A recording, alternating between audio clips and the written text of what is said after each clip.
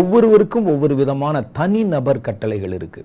அப்ப கர்த்தர் சொல்வார், நீ இப்படி நடந்துக்க, நீ இதை செய்யி.